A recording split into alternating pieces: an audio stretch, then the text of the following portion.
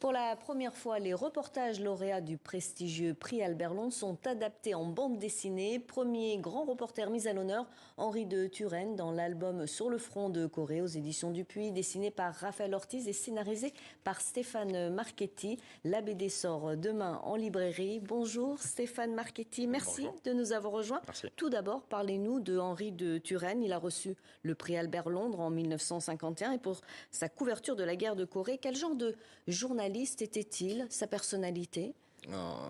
Quand on s'est posé la question justement de choisir un journaliste pour ouvrir cette collection, c'était assez évident pour nous de faire, de travailler autour d'Henri Turenne. Voilà, c'est vraiment la figure tutélaire. Il a commencé par la presse écrite où il a travaillé pendant plus de 10 ans à l'AFP avant de rejoindre France Soir au moment de Pierre Lazareff où la presse tirait à plus d'1 million d'exemplaires par jour. Il a ensuite travaillé à l'Express, puis derrière il est passé à l'audiovisuel. Il a travaillé dans des émissions mythiques telles que 5 colonnes à la une.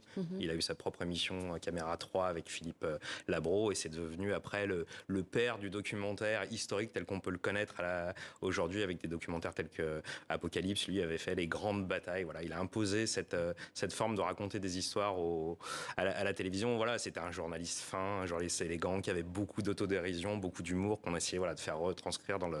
Et donc il va partir quelques mois sur le front de Corée.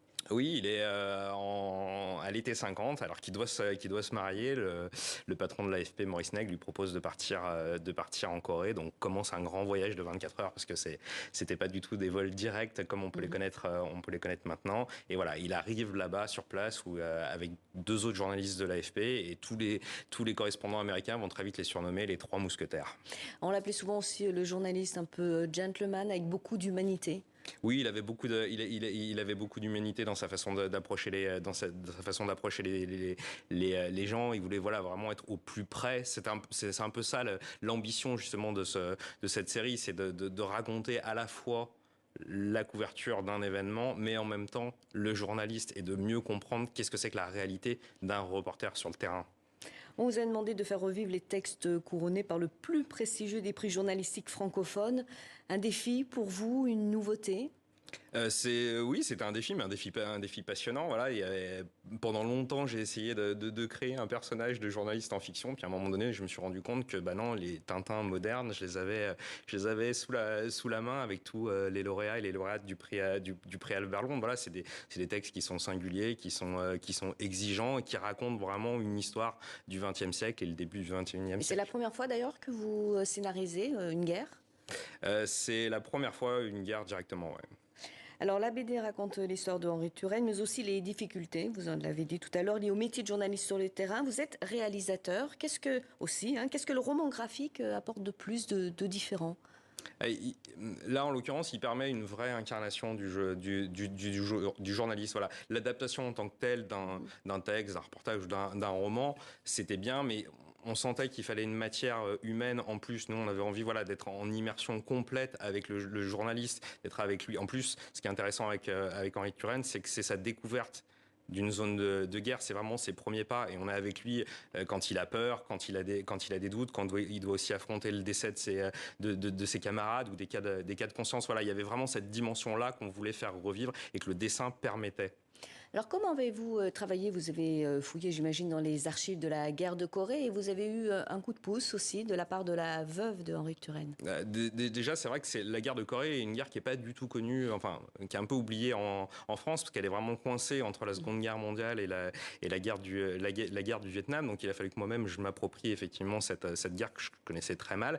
Et effectivement, Gilberte de Turenne m'a confié les archives familiales, notamment les souvenirs et les mémoires d'Henri qui n'ont pas été publiés jusqu'à aujourd'hui. Et voilà, et ça permettait d'avoir accès à cette intimité et d'avoir les deux côtés de la médaille, à la fois le reportage et à la fois comment il se fabrique. Parce qu'à l'époque, il y avait effectivement pas les téléphones portables, les téléphones satellitaires ou Internet. C'était vraiment, après avoir passé la journée sur la route, il fallait trouver un téléphone pour appeler quelqu'un qui allait envoyer votre reportage. C'était plus compliqué qu'aujourd'hui. Les dessins sont signés Raphaël Ortiz et les couleurs Hiroyuki Ushima. Les deux jouent évidemment un rôle important à la compréhension du récit. C'est vraiment essentiel. Au début de la BD, d'ailleurs, il y a beaucoup de noir et d'orange. uniquement? C'est pour la petite anecdote, c'est un journaliste français qui travaille en Corée avec un dessinateur argentin et Vous? un coloriste japonais. Voilà, donc chacun a amené un petit peu sa petite touche, mais c'est vrai que c'était assez évident pour nous de travailler avec Raphaël, parce que voilà, il a à la fois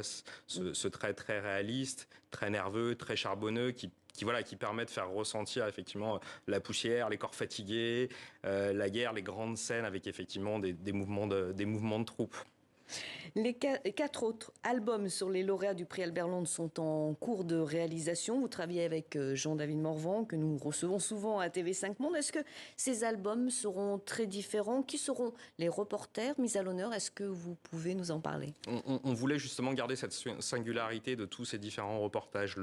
Le second sera autour du travail d'Annick Cogent sur les mémoires de la Shoah, avec vraiment des témoignages assez bouleversants d'enfants de gens qui ont été dans les camps de concentration, mais aussi d'enfants de nazis, et des fois la tentative d'essayer de faire communiquer ces gens entre eux. Donc ça, c'est le prochain album qui sortira au mois de janvier, mais on va aussi bien traiter les problèmes de migration avec le travail de Douane Buis qu'elle a fait autour du fleuve Évros, où ça se mêle à la fois cette recherche pour donner des noms à des corps de migrants anonymes, et elle, son histoire personnelle aussi qui se télescope un peu.